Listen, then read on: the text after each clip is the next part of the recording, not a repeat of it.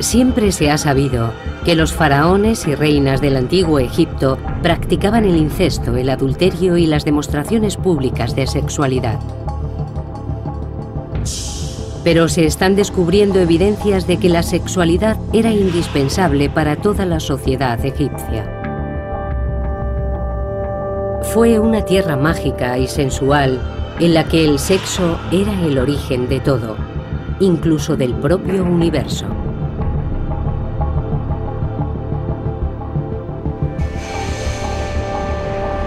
El sexo en la antigüedad. Egipto.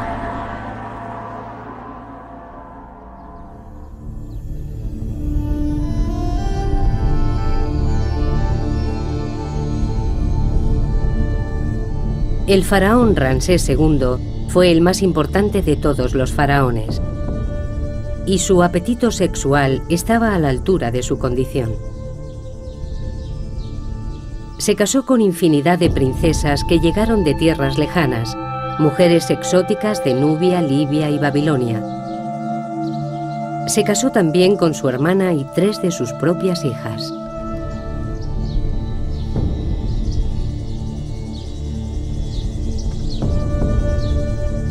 En el momento de su muerte, en 1213 a.C., a la edad de 91 años, Ramsés aseguraba haber tenido más de 20 reinas y multitud de amantes o concubinas. En los textos antiguos se recoge que fue padre de más de 100 hijos.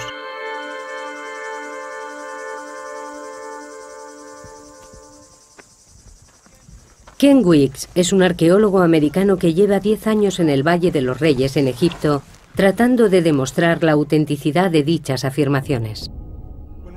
Cuando Ramsés cumplió 15 años, su padre le regaló una mujer, una docena de concubinas y las llaves de todos los harenes del país. Recuerdo que cuando yo cumplí 15 años me regalaron una camisa. Pero Ramsés II se vio de repente rodeado por todas esas mujeres. Desde que nació, Ramsés estaba destinado a la grandeza. De niño era habitual verle domando toros. Para su gente eso significaba que era el hombre que podía garantizar la bendición de los dioses para Egipto y traer prosperidad al país. Imaginen un reloj de arena. Los dioses estarían en la parte de arriba y los mortales en la parte de abajo.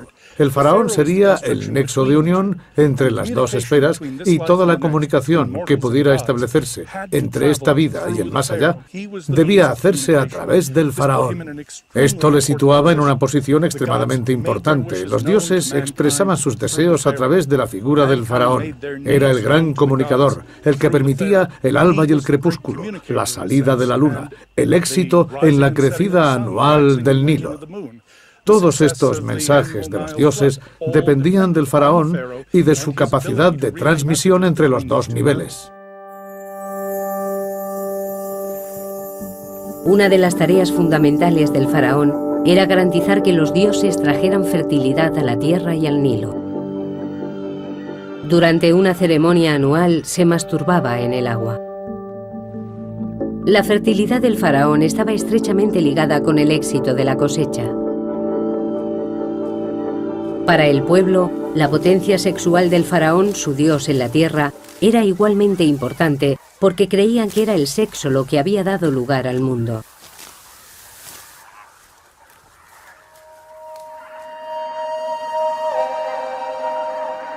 El primer poder del universo, el Ser Supremo Atum, surgió de la noche de los tiempos. Se masturbó y se convirtió en el dios Sol, Ra. Su semen dio nacimiento a los primeros seres divinos, Su, el dios de la luz y el aire, y su hermana Tefnut, la diosa de la humedad. Su vagina creó el rocío de la mañana. Su amor incestuoso creó a Nut, el cielo, y Geb, la tierra.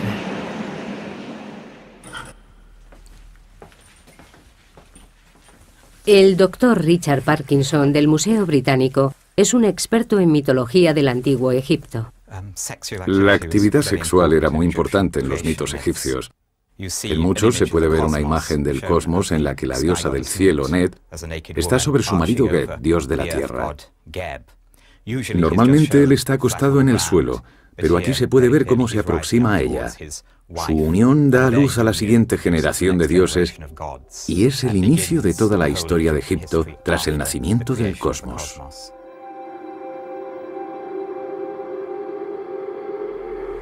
Los estudios de Richard Parkinson sugieren que solo el faraón y sus sacerdotes más allegados podían admirar estas representaciones íntimas de los dioses. En este papiro podemos observar otro ejemplo del icono religioso cuya carga sexual es bastante insólita para nuestra mentalidad moderna. Podemos ver una viñeta del cosmos en la que el cielo de la noche, representado como una diosa, está postrada sobre el dios de la tierra Geb. Y la autorregeneración de la fertilidad de la tierra está representada por una autofelación del rey, dando pie a una escena que en la cultura occidental presente solo se daría en el género pornográfico, mientras que en el antiguo Egipto se podía encontrar en las más altas esferas del arte religioso.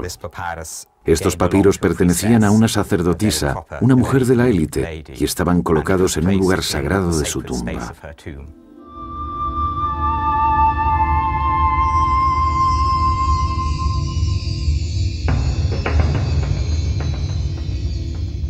La mujer de más alta categoría en Egipto fue el primer amor de Ramsés, la gran reina Nefertari.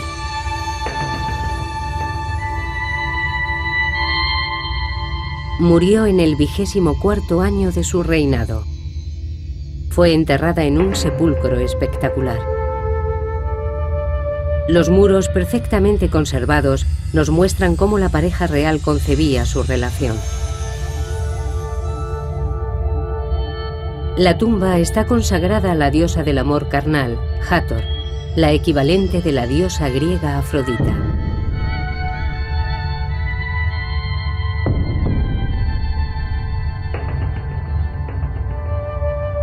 La reina Nefertari y la diosa Hathor están representadas con el mismo tamaño. En el arte religioso egipcio, el tamaño era muy importante.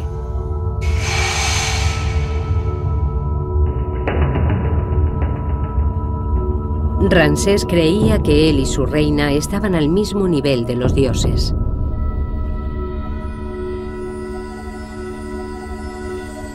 Ramsés solo tenía 48 años cuando la reina Nefertari murió. A la manera de los dioses cometió incesto. Se casó con la hija mayor que tuvo con Nefertari, la princesa Meritamun, promocionándola al rango de reina. Volvería a casarse con una de sus hijas, la princesa Binanat, con la que tuvo un descendiente. Ramsés se tomó su papel de símbolo supremo de la fertilidad muy en serio.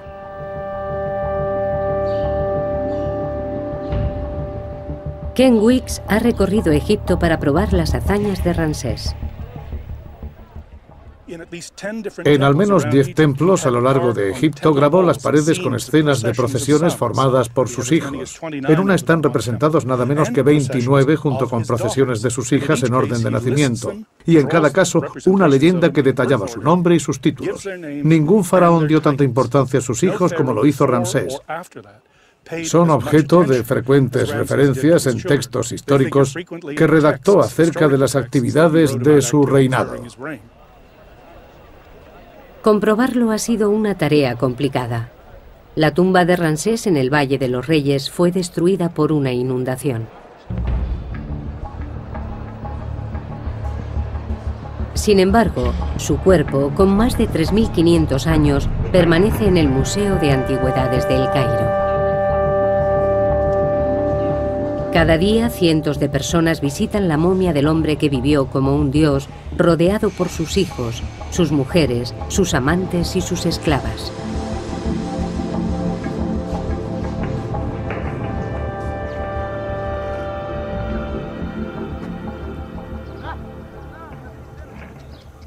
Pero la vida de la gente corriente era mucho más sencilla. El faraón siempre ha tenido un papel fundamental en la sociedad egipcia. Muchas mujeres, multitud de hijos, todo el conjunto era algo inherente al faraón. Pero, desde luego, los cortesanos y la gente humilde se comportaban y vivían de manera mucho más sencilla. Para la mayoría, el día a día era una lucha por la supervivencia. Cómo veían el sexo y el matrimonio siempre ha sido un misterio, pero ahora podemos estudiar pruebas que habían estado ocultas. Datos que cuentan cómo la gente corriente llevaba una vida tan sensual y erótica como el faraón.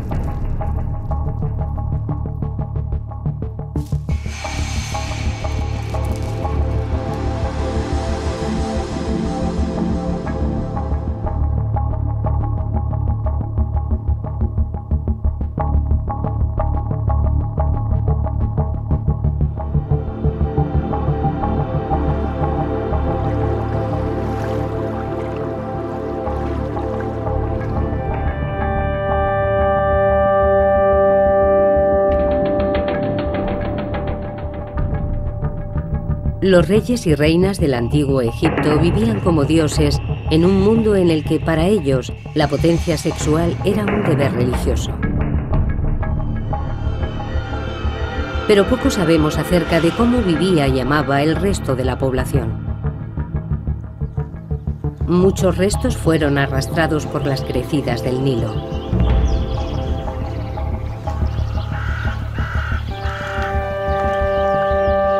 Durante 7000 años, toda la vida en Egipto se limitó a las orillas del río Nilo, en esta franja de frondosa vegetación. Más allá se encuentra el infinito desierto africano.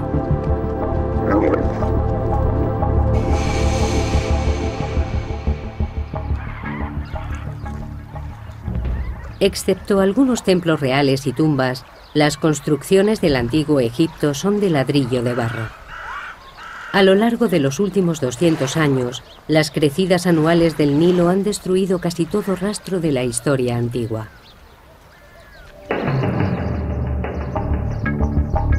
Por ello, el pequeño pueblo de Deir el Medina es un tesoro incomparable. Descansa sobre las dunas del desierto frente a la antigua capital, Tebas. Fue la residencia de los obreros que construyeron las tumbas reales cercanas. La profesora Lynn Meskel de la Universidad de Columbia lleva 10 años estudiando la vida en Deir el Medina. Sus resultados acaban de ser publicados. Deir el Medina es especial porque no ha sido destruido por los constantes movimientos del Nilo y las inundaciones periódicas.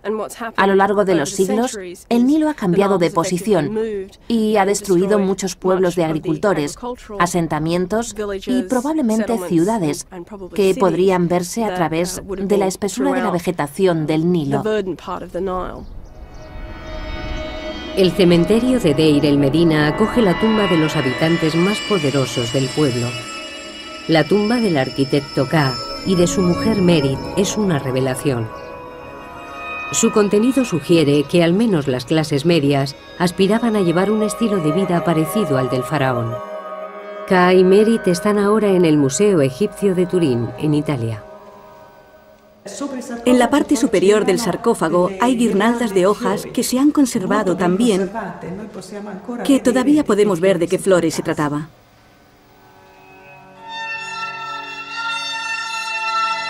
El aire seco del desierto ha conservado cada detalle de la tumba de 3500 años de antigüedad de Ka y Merit.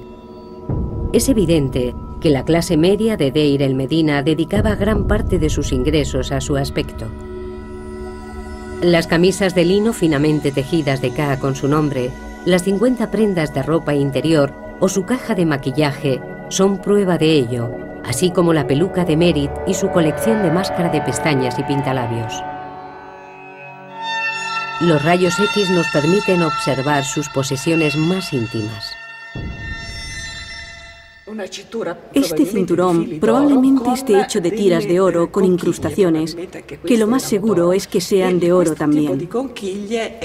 Este tipo de ornamento era típico de las mujeres, ya que representa el sexo femenino.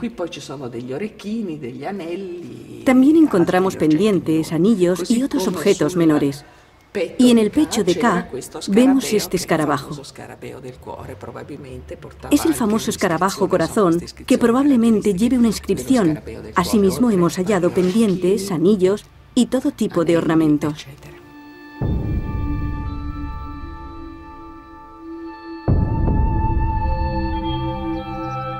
Tanto hombres como mujeres llevaban gran cantidad de ornamentos como joyas, pendientes, brazaletes, anillos.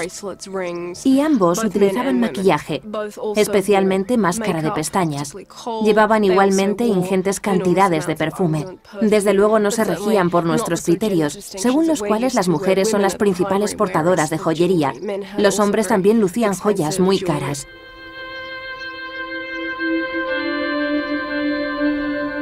Este deseo de llevar una vida sensual se hace patente en la tumba de un capataz llamado Ipei.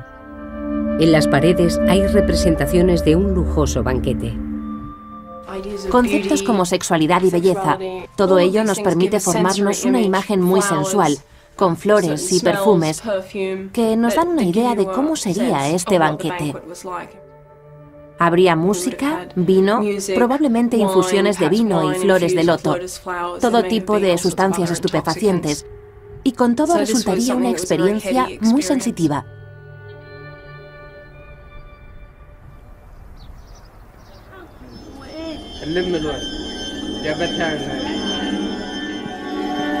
Los habitantes de Deir el Medina eran artesanos. Al trabajar para el faraón, decidieron darle a sus propias tumbas ese aire de realeza. Pero también dejaron tras de sí restos de sus vidas cotidianas. Deir el Medina estaba lleno de paredes decoradas, cartas y documentos oficiales. Hemos encontrado documentos censales que nos dicen cuánta gente estaba registrada como habitante de esta casa. Parecen familias tradicionales, con sus abuelos y sus tías, pero creo que estas casas daban cobijo a mucha gente. Y si nos fijamos en la información genealógica, estamos en condición de afirmar que la gente llegaba a tener hasta 9 o 10 hijos.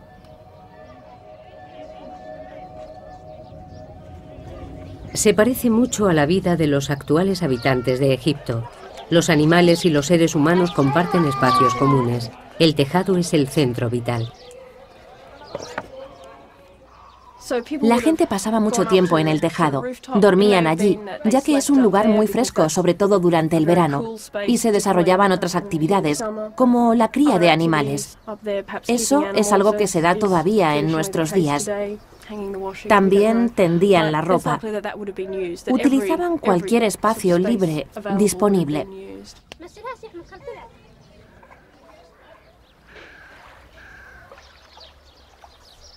Aunque existen similitudes entre el Egipto actual y el antiguo, la actitud ante el sexo no podría ser más diferente.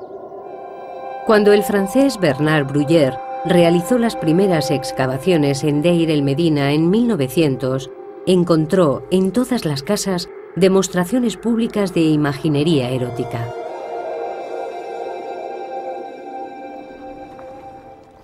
Lo primero que ves cuando entras en una casa son escenas que representan a mujeres en escenas particulares de su vida, ya sea dando a luz, dando el pecho a sus hijos. Y en una casa en particular, en la casa Sureste 8, podemos observar un gran fresco de una mujer desnuda, tocando una flauta doble. Este tipo de imágenes, con tanta carga erótica y ritual, no es algo que en la actualidad asociemos a la decoración inherente de una casa, y mucho menos de las primeras estancias. Además de las pinturas eróticas, Deir el Medina estaba lleno de objetos sagrados, utilizados probablemente en rituales de fertilidad. Estos objetos fueron tomados por muñecas durante muchos años, ya que son pequeñas representaciones de mujeres y en muchos casos con peinados muy elaborados. Pero al final quedó claro que se trataba de objetos con gran carga sexual, ya que los genitales femeninos están claramente representados.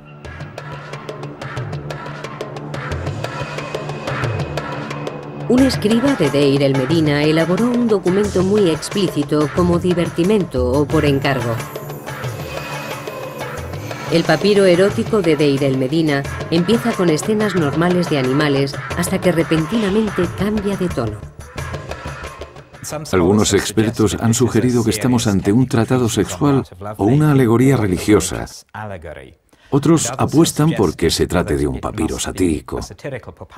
Asumen que el hombre, al ser calvo, es un sacerdote, y la mujer, al comportarse de esta manera, deja claro que es una prostituta, por lo que se trataría de una sátira social. Pero creo que estas explicaciones son un tanto rígidas y académicas. Todo el papiro se desarrolla claramente en un contexto humorístico, como una parodia. El hombre hace gala de la tremenda flexibilidad de su pene, lo que es común en el género humorístico.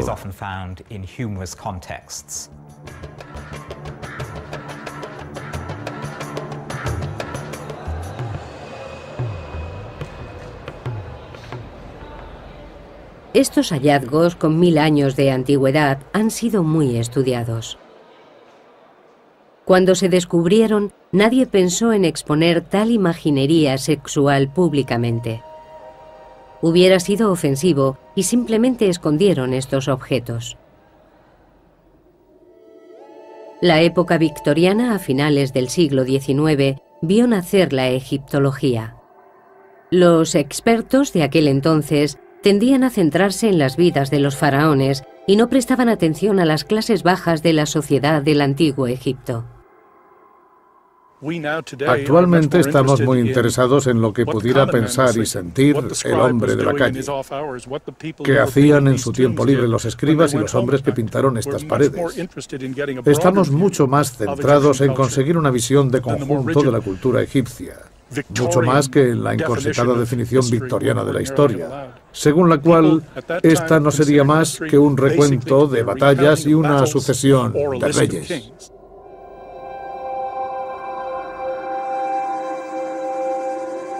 Los primeros arqueólogos no eran partidarios de estudiar objetos sexuales. Cerca del Valle de los Reyes, en Deir el-Bahari, los obreros de Deir el Medina erigieron un enorme templo mortuorio para la reina Hatshepsut.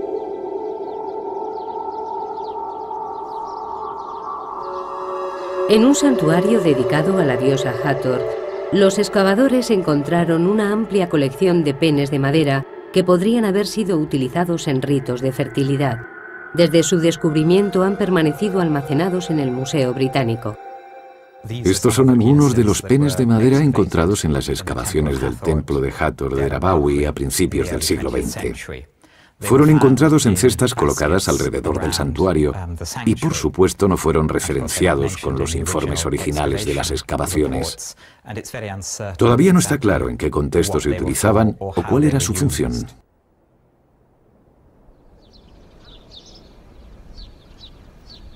Encima del templo hay cuevas que los obreros de Deir el Medina utilizaban para resguardarse del sol de mediodía. En una de ellas encontramos una pintura del antiguo Egipto. El profesor Mohamed el-Baili, director de antigüedades del Valle de los Reyes, mantiene esta cueva cerrada al público. Esta es una pequeña gruta o cueva donde se pueden observar dibujos representando escenas de contenido sexual. Los obreros que trabajaban en el templo se protegían del sol en estas cuevas durante los descansos y durante estos ratos libres se divertían. Imaginaban y dibujaban en las paredes de las grutas lo que les gustaría estar haciendo en ese momento y lo compartían con sus compañeros mientras descansaban en la pequeña cueva. Este hombre tiene mucha prisa por hacer el amor en esta postura.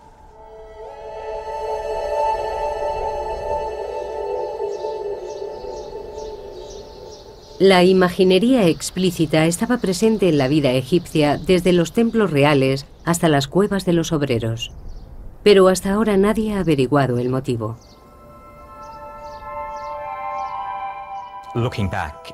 Echando la vista atrás, es fácil suponer que el pudor típico de una cierta época haya podido entorpecer el estudio de este material.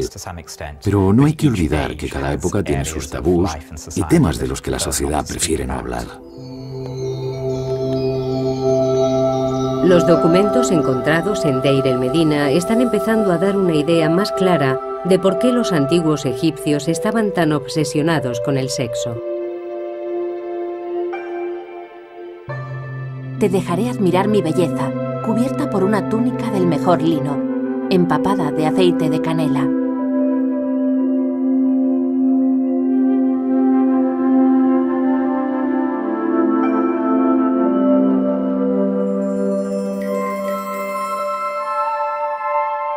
Noche, eres mía para siempre, ahora que mi maestra ha venido a mí. La beso y sus labios me responden. Estoy muy excitado, incluso sin haber bebido cerveza. Los fragmentos de poesía amorosa y la imaginería encontrada en Deir el-Medina sugieren que este era un pueblo en el que el sexo no era un tema tabú. Es probable que no se ocultara ni a los propios hijos. Hay ciertas imágenes en las que observamos a una pareja en el acto sexual, en presencia de niños, lo que nos indica que la idea de que este tipo de actos deban ser ocultados a los niños es una concepción occidental y perteneciente a la tradición europea. Y si nos fijamos en la historia de Europa, nos daremos cuenta de que hace varios siglos las familias vivían todas juntas en casas muy pequeñas, compartiendo la misma habitación y a veces la misma cama. Creo que tenemos que recalibrar nuestras sensibilidades a este respecto. Tenemos que superar la idea de que se trata de algo ritual. Realmente formaba parte de la vida doméstica. Para los egipcios estas esferas se entremezclaban fácilmente.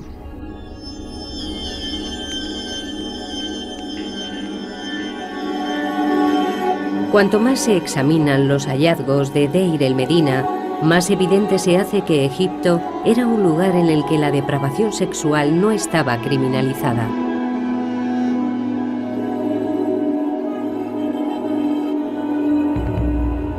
En el pueblo, Paneb, un ladrón y asesino con un apetito sexual insaciable, se acostó con todas las mujeres del pueblo, ganándose la enemistad de muchos. Su comportamiento fue denunciado y está recogido en el registro del tribunal de Deir el-Medina. El escriba recoge testimonios que aseguran que Paneb se acostó con varias mujeres casadas, incluidas una mujer llamada Hel y su hija Wegbet, que luego le entregó a su hijo, Arpekti, que se acostó a su vez con ella. Creo que el escriba se lo pasa muy bien y disfruta mucho recogiendo estos testimonios en contra de Paneb. Cuando escribe las palabras realizar el acto sexual con Neg, al principio del documento, está escrito con muchas florituras que dan la sensación de que realmente disfrutaba difamando el nombre de Paneb.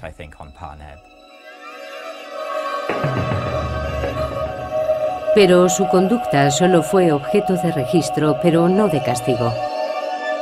En la actualidad, este tipo de acto sería considerado un crimen, pero no en el antiguo Egipto. Se trata de algo repudiable y vergonzoso, pero demostraban una actitud muy práctica al respecto. El adulterio era algo común, y por ello no merece el castigo de la muerte. El matrimonio parecía ser frecuente, pero los registros del pueblo dan fe de que el divorcio también lo era. De lo que se trata realmente es de matrimonios en serie. Era normal que la gente se casara 3 o 4 veces. Hay casos conocidos de mujeres también, que se casaban con varios hombres en diferentes momentos, manteniendo relaciones paralelas. El concepto de matrimonio era muy informal. La frase utilizada para referirse al matrimonio era encontrar casa juntos. No había ceremonias, simplemente vivían con su pareja. No había códigos civiles. El matrimonio no estaba regulado. Lynn Meskel ha descubierto algunas modalidades de convivencia en Deir el-Medina que hoy resultarían sorprendentes. Existían mujeres que eran criadas o esclavas, que el marido llevaba a casa cuando su mujer se quedaba embarazada. De esta forma, el hombre podía seguir teniendo hijos que eran parte de la familia, y a veces estos hijos llegaban a casarse con gente notable. La esclava o criada, por su parte, veía cómo se elevaba su estatus y pasaba a formar parte del hogar. La convivencia era muy flexible y existían modalidades para todos los gustos. Lo que a nuestros ojos es algo realmente increíble e inapropiado, para los egipcios funcionaba muy bien. Los antiguos egipcios eran tan liberales que no parecían preocuparse por la virginidad. En muchas sociedades posteriores, la virginidad constituía un requisito esencial que debía ser respetado hasta el matrimonio. En el antiguo Egipto no existía tal creencia.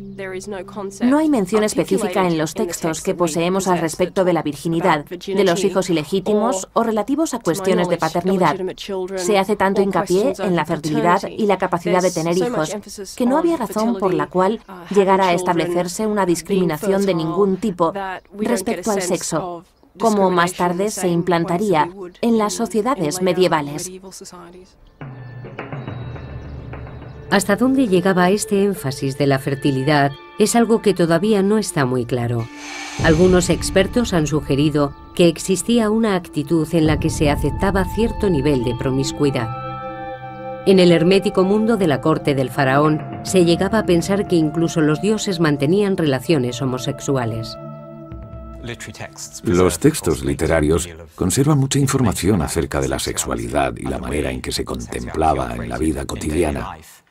Es posible que la primera frase de coqueteo de la humanidad apareciera en un papiro, uno en el que un dios trata de seducir a otro. Es una de las primeras situaciones de flirteo homosexual de la historia del mundo, donde un dios llega a decirle al dios Horus: «Me encanta tu trasero». Nefwi, Wiki. Al igual que con el adulterio, hay gran cantidad de referencias a la homosexualidad en los textos literarios del antiguo Egipto, pero no hay constancia de personajes históricos que fueran homosexuales. Sin embargo, existe una tumba en Saqqara de dos hombres llamados Neakhum y Numhotep, que eran los peluqueros de uno de los reyes del antiguo reino de Egipto, y siempre se ha pensado que mantenían una relación. Homosexualidad, adulterio y divorcio, considerados como desviaciones por las religiones posteriores. Pero en Egipto, los valores sexuales parecían más relajados. Una de las claves reside en las características geoclimáticas del país. La vida en Egipto era precaria, las sequías eran frecuentes. La mortalidad infantil era muy alta. La fertilidad de la tierra y de sus habitantes era una preocupación constante. Los egipcios no podían ser restrictivos ni siquiera en materias sexuales. Todas las representaciones de la actividad sexual son positivas. Son consideradas fuente de creación, fertilidad y, en muchos casos, de protección. Nunca se contemplaba desde un punto de vista negativo.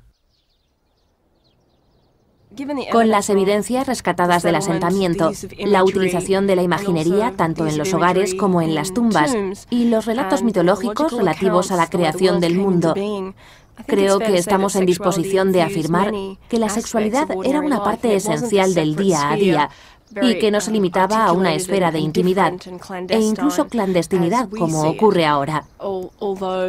A pesar de que sería un error contemplar esta sociedad como una utopía sexual, habría que enfatizar el hecho de que se trata de una cultura de hace varios miles de años. Para los antiguos egipcios, el sexo era tan propio de la condición humana que tampoco merecía grandes discusiones. No existían psicoanalistas que conjeturaran al respecto de las fantasías sexuales y acerca de su significado. Era simplemente un aspecto más del día a día.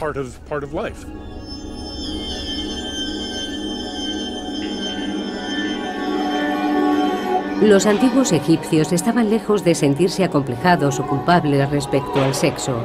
Por el contrario, el temor que existía era el de la infertilidad. El faraón podía contar con el apoyo de los dioses, pero la gente corriente no tenía acceso a los templos reales. Tenían que conformarse con recurrir a dioses menores y a la magia.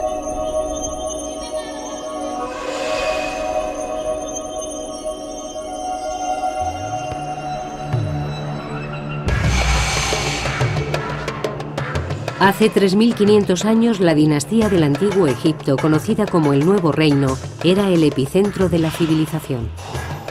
A pesar de que ciudadanos corrientes como el arquitecto Ka y su mujer Merit mantuvieran una actitud relajada respecto a las relaciones sexuales, existían ciertos temores como ser estéril o que hubiera complicaciones durante el parto. Todo el proceso requería la protección de la magia.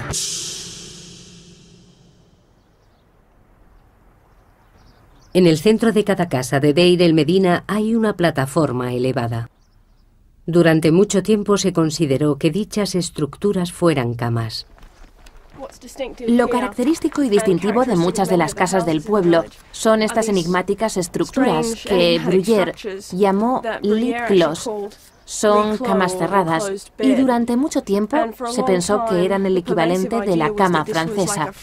Pero si nos fijamos en su tamaño, nos damos cuenta de que sería un poco angustioso dormir en ellas.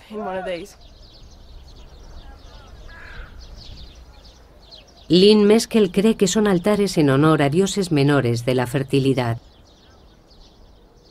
Se trata probablemente de una estructura de culto, pintada con imágenes del dios Bes. El dios Bes tenía una apariencia grotesca. Es posible que fuera representado ahuyentando a los demonios. Se puede apreciar, sobre todo en cómo saca la lengua, una actitud particularmente agresiva. Esto es lo más cercano al folclore que hemos descubierto en el Antiguo Egipto. Bes se usaba para espantar a los demonios que se escondían tras el manto visible del mundo. Cada enfermedad, muerte, sequía, hambruna o revés del destino se achacaba a la obra de un demonio, espíritu malvado o incluso al fantasma de algún pariente desdichado. Una mujer como Merit podría contratar los servicios del chamán para que efectuara un ritual en honor de Bes. Es probable que recurrieran a dioses locales, a peregrinaciones y a cierto tipo de libaciones domésticas, como la ofrenda de comida, abluciones y ese tipo de cosas.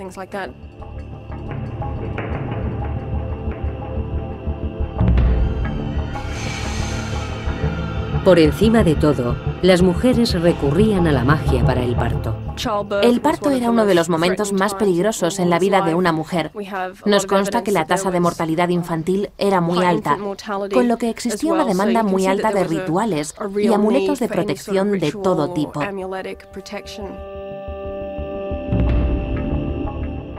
El periodo inmediatamente posterior al parto también se contemplaba como potencialmente peligroso para la salud de la madre y del hijo, pero también por la presencia que pudiera haber de demonios, espíritus, entidades o cualquier cosa que pudiera afectar al niño.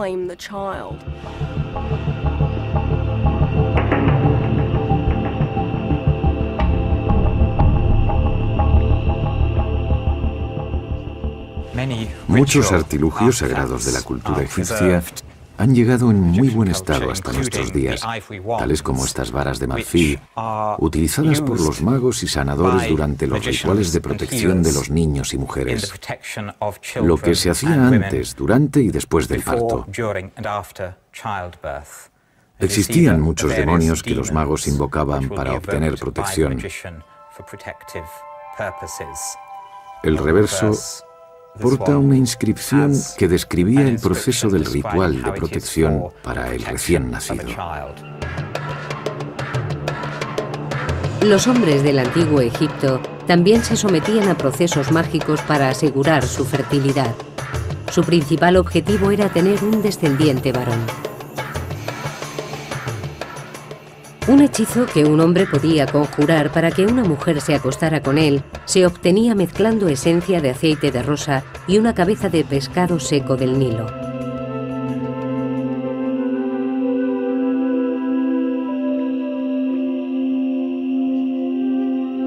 Escritos encontrados en Deir el-Medina también proporcionan instrucciones de cómo llevar a cabo el acto sexual para potenciar su efectividad.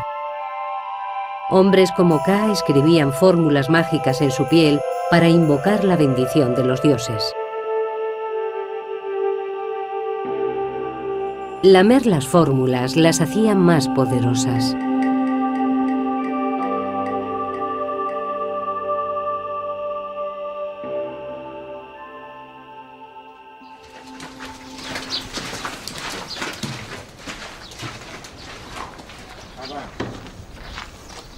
La preocupación por la fertilidad de los egipcios no se detenía con la muerte.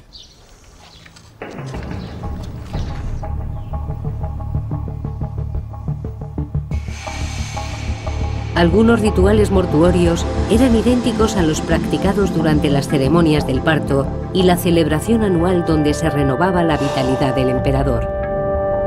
Las jóvenes núbiles ejecutaban las mismas danzas eróticas en los funerales para ayudar a los muertos a renacer en el más allá.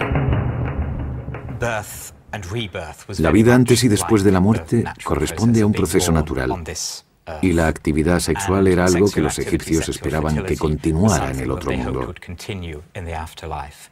Existen muchas referencias en textos funerarios de gente disfrutando del sexo en el más allá. Los muertos renacidos eran representados a menudo en la flor de su potencia sexual. En las tumbas se colocaban amuletos de fertilidad como estas figuras de mujeres desnudas. Esta preocupación por la fertilidad estaba presente en todos los ámbitos de la civilización egipcia. Las clases más bajas recurrían a su propia magia, pero tomando como ejemplo al faraón. Y el gran faraón Ramsés II nunca los decepcionó. Muchas pinturas nos cuentan que fue padre de más de 100 niños. Sabemos poco sobre la familia de los faraones. En muchos casos no conocemos ni el nombre de sus mujeres. Nos encontramos con muchos problemas a la hora de establecer relaciones genealógicas. No sabemos dónde están enterrados los hijos e hijas de los reyes. Ramsés II es una excepción.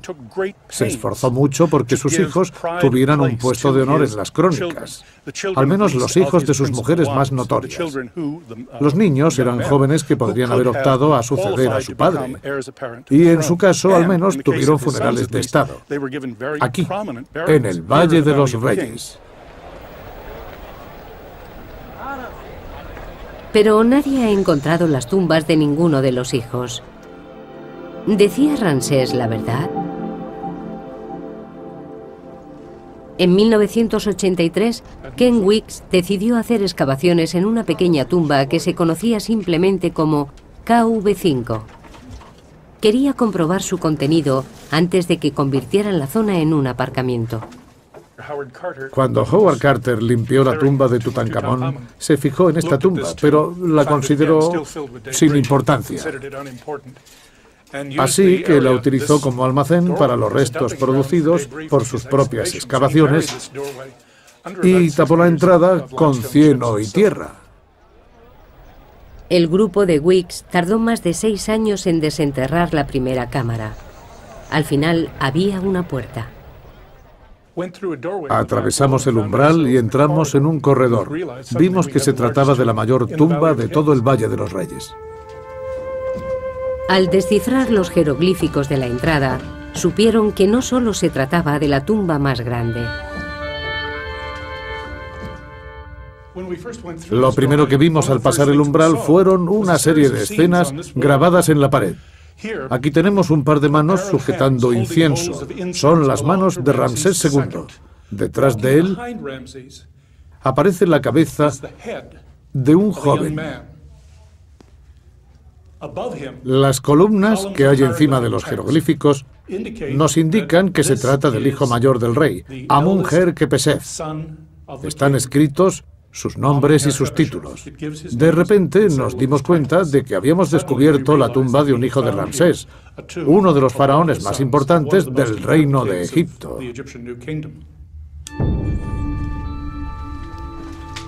Los egiptólogos han creído durante mucho tiempo que Ramsés tuvo más de 100 hijos, pero hasta ahora no se habían encontrado pruebas.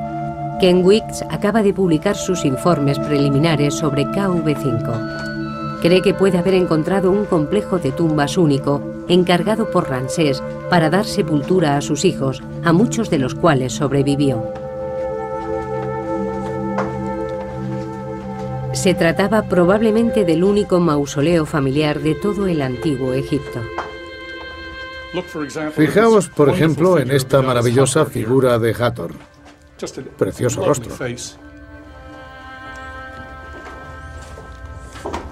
Desgraciadamente, ha sufrido muchos daños causados por las crecidas del Nilo.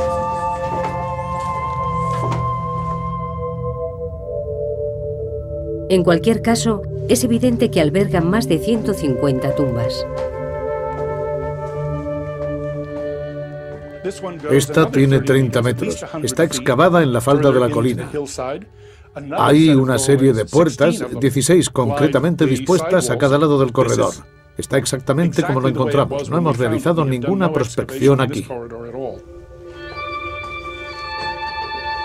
El equipo solo ha excavado una parte, pero ya han encontrado las tumbas de 6 de los hijos de Ramsés II y los restos de 4 más. Hemos encontrado restos momificados de 4 hijos de Ramsés. Este es un cráneo. Está en malas condiciones y todavía no lo hemos limpiado. Me da miedo tocarlo. Aquí tenemos otro cráneo con mandíbula inferior. Estoy prácticamente seguro de que se trata de un hijo de Ramsés II. También tenemos un esqueleto completo en la segunda cámara de la tumba. Lo hemos cubierto otra vez para evitar cualquier tipo de contaminación. Esperamos ser capaces de practicarle algunos análisis. Si no pueden ser pruebas de ADN, al menos rayos X y análisis estadísticos de materiales. Los compararemos con los restos momificados de Seti I, Ramsés II y Nerneptah, con los que es posible que haya tenido alguna relación.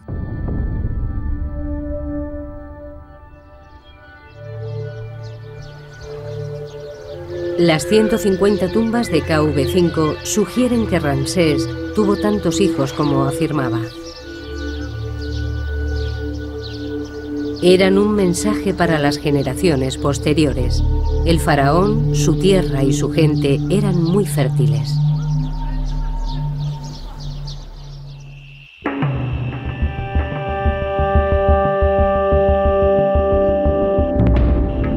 En el antiguo Egipto, el acto sexual formaba parte del día a día, de la religión, de las supersticiones, la vida doméstica e incluso los espacios públicos. Pero pronto llegarían tiempos en los que el acto sexual pasaría a ser considerado oculto, privado, cargado de culpa y vergonzoso.